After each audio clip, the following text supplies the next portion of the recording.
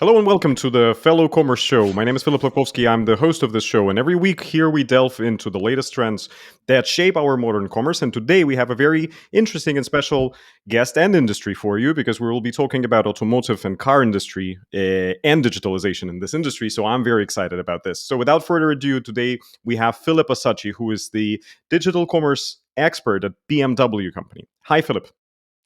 Hi, Philip. Thanks for having me. I'm extremely. Yeah. And we have two Philips for you today. So thank you very much for joining us. And tell us a little bit about your role. So digital commerce expert, what is that role in BMW? That's a great question, and of course, automotive industry is shaping now the journey and is at the forefront of transformation because the consumer behavior and expectations are changing, and they are changing because they are disruptors to their expectations, such as Apple or Amazon marketplaces.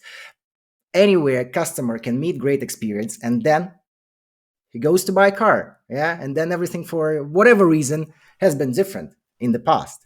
And now, in my role as a digital commerce expert at BMW Headquarters, as the part of very ambitious and dynamic team, we are changing that. We are trying to meet and even exceed customer expectations by digitalizing the customer journey and just taking the customer hand to hand and helping them buying the vehicles online, but not always online. Yeah, we don't talk only about online sales. We also talk about the omnichannel sales.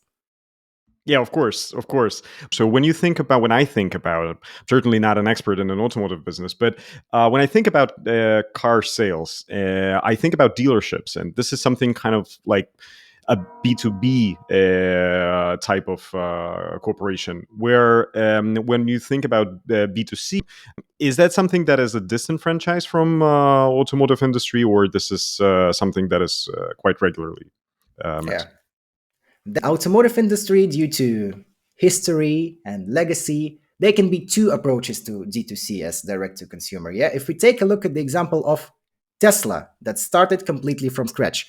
They had no dealer franchises, they had just the brand, they had the vehicle, and they needed to supply the vehicle to the customers. So they built their own, let's say, delivery sales points that belong directly to Tesla. Yeah, and they've been D2C from the very beginning. If we talk about the traditional vehicle manufacturers such as BMW, Mercedes Benz, Audi, or any other brand, of course, we have a long, more than 100-year history. We have a very great relationship with our dealer sales partners, and we cannot start from scratch. And why would you actually start from scratch if you can leverage from this relationship and build the better customer experience together with your partner? So actually, yes, we are doing D2C, but we are doing it in a hybrid model together with our dealer partners. What that means exactly, of course, we have to take some more responsibility as an OEM. Yes, so we have to take care of the marketing activities. Yes, we have to take care of establishing the BDC. So more and more to have direct customer access, we are now involved in the processes with the customer communication. We also have to provide the necessary customer facing tools on the website that are enabling the sales journey. Yes, but in the end of the day, the agent or the traditional dealer will be responsible for the delivery of the vehicle, and for that he would be receiving compensation. Yeah, of course, for the delivery fee. It's just something in this journey now the OEM is taking care of, and then the rest is gets taken care of by the established dealer. Yeah, and of course certain models and certain business parts such as after sales, yeah, services and everything, and also selling of the parts is staying within the traditional dealer sales model. Interesting. I have a couple of questions about that, but first, let me ask you about the customer journey. So, how is the customer journey being digitalized? So, to buy a car, well, again, to my expectations, you usually go to a dealership, you want to see it, you want to sit in it, maybe have a test drive or something. So, saying digitalization of this customer journey, what does it mean? So you are right, Philip. Yeah, and in your experience going to the dealer offline, looking at the vehicles there, maybe having the test drive, yeah, that influences your purchasing decision. What we have to do is to take the best offline experience and bring it online. And that means that for our customers, we have to provide the tools where the customers can get a more or less realistic vehicle representation online, yeah, that he can play around, get a nice 3D rendering of the vehicle, of course, understand all its options and peculiarities, being able to compare it to other vehicles within our portfolio. Yes. And of course, also understand online the terms of the deal. It means that the customer has to understand, okay, if I will also trade in my vehicle that I currently own, how much will I be able to get for it? Yes. So we need to provide the online trade-in solution. Or of course, 50% of all car sales are done with the loan, yeah, with the credit. And that means we have to provide the tool already on the OEM website for the customer to get a financial credit estimation. Yes. So the customer would be able to understand the terms of the deal, the down payment, the monthly installments, and everything. Yeah. And that in the past, we have not been doing so well. Yeah. But that has been changed now. In the last years, we started significantly improving the journey. Yeah. And therefore, we are now providing all of those tools on the manufacturer websites, yeah, all around the world. And we are not only talking about D2C sales model here. Yeah, all of those tools within our strategy are also available in the indirect markets, such as United States, yeah, and others. Very interesting. And as a person from an e-commerce background and D2C and marketplaces, the first thing that I'm thinking of is how do you work with customer data, because it seems like across this customer journey, when the first interaction happens on the website, and then it makes a lot of sense that you can compare the cost, that you can have all of this fantastic content to actually understand which model you want, and then only the last step, if I understand correctly, you kind of fulfill an offline environment of actually seeing the car that you already chosen. So you're not choosing a car offline; you're making this choice beforehand and online, and you provide everything for it. But then it seems like this deal is quite long. So the cycle of the deal of buying a car is obviously quite long. I don't know, guys, if you are on a casual Sunday morning drinking your cup of coffee, is like, yeah, well, why not? A new BMW, and one click, delivered today. So something tells me that the cycle is quite long. So how do you make sure that you follow up with your customer, through the cycle on every step, and make sure that they're not going, God forbid, to other car brands? Mm. And we love all car brands, but That's a great point. Yeah. And of course, you're right. Yeah. The decision making process is not 1 or 2 days. On average, it's around to 45 to 50 days, and also depends differently market to market. Yeah. And within this, starting from the initial website request, I mean, if we already have the access to customer data at this stage, that's a big success. And then we have to leverage from all the tools that we have. Of course, then we are using the tools that are widely available in all other industries. Yeah, there's such as one-to-one communication, triggering of the emails that based on the customer interest and behavior on the website. This is all also available on the OEM level. And even better, if we had the customer in our CRM before. So for loyal customers that we have a long history and a long relationship, we know them much better, and we are able to provide a more personalized communication with them. In Europe, for example, the preferred communication channel is email. Yeah, and also we have a loyalty solution as My BMW and My Mini app. Yeah, so we're also sending to those customers push notifications, and we are always in touch, and we are doing the follow up regularly. What's even more interesting, yeah, that we are taking the best commerce practices, and if the customer just put the vehicle into the shopping cart on the website, yeah, and he's logged in, and we know that this customer data and this customer exists, he's logged in customer, and he just left out something in the basket. Of course, we will also follow up to him, hey, you forgot something in the shopping cart, yeah, please consider buying this 100,000 vehicle, yeah, thank you very much. talking about average check and like, does it worth it? Well, in your industry, I guess all of the upsell, cross sell, and reminders and everything really worth it. By the way, do you have some kind of like upsell, cross sell mechanics? So when somebody chooses a car, do you have a strategy around like throwing in leather seats or whatever other fancy technologies you have? So when the customer is buying the vehicle, yeah, of course, to simplify the product offering, then for the customer, when the customer is buying iPhone on the website, he's just choosing the color and choosing the also the memory size. Yeah, so we need to try to at least minimize the amount of options and the variety the customer can choose on the website in order to improve the overall experience. Yeah, and therefore, let's say the vehicle itself and what customer has chosen there, it's more or less standardized. Yeah, even though it's very complex and we are a premium manufacturer, so the difference in the options and the certain packages can be drastic. Yeah, but the vehicle is the product one, and then the upselling and cross-selling is happening by offering other services from the brand. Yeah, and of course, in the D2C model, also we are trying to put directly into the vehicle contract and into the financing terms with the customer as much products as would, let's say, would be possible. So, for example, for electric vehicles, we would like to include a charging wall box solution.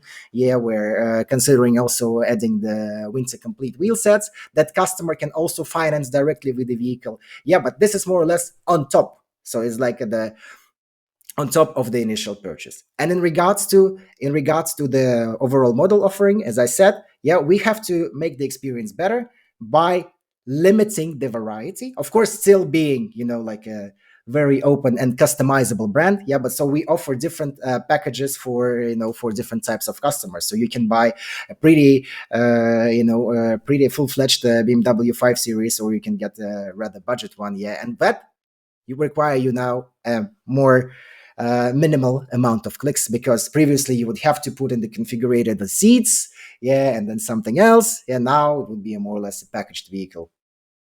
Wow, Yes. that's a great approach, and I think that a lot of brands actually not. I understand that automotive brand is quite complicated, and this purchase is quite big, so there's a lot of variables here. But to an extent of any other brand or any other category where you sell direct to consumer, knowing your consumer and their behavior and the segment they're from, you can really personalize not the purchase itself, but like, I mean, the package, like where does it fit in their life, and offer less steps and less complicated journey already knowing the previous purchases. So that's of course a big learning, I think, for any industry. And I also always tell this example when somebody tells me, like, yeah, one brand means one positioning and nothing else. And I'm always thinking of, okay, and for example, in BMW, there is Series 1 and then there is Series 7, which is like a huge difference between them. I mean, the Series 7 is for a serious businessman, or like, like politicians or something like this. And the Series 1 is more like modern, younger generation kind of car. And then you cannot promote it the same way, and the journey cannot be the same. And then you are leveraging also a lot of different models in between these. So that's a great example that one brand can actually speak to different segments and cohorts of consumers in a different way and create. Do you actually have like different journeys for different types of models? I mean, Model 1, Model 7. Is there a difference in the journeys? So that's that's of course a very interesting question, because as an expert in digitalization or e-commerce, you would always try to aim for the simplification of the journey, yeah, and try to leverage from the current solution that you have. I mean, currently the Apple customer is going to an Apple website to buy AirPods, yeah, but then he's also going on this exact website to buy the latest M4 MacBook Pro, with 2 terabytes that costs with the house installment in some cases, yeah. And journey is similar, yeah, and of course, we try to make the journey as similar as possible. But when we're talking about something that just is coming right around the corner, some new exciting model, and we are also understanding that at this point of time, we will have a bit of a more exciting technology. Yeah.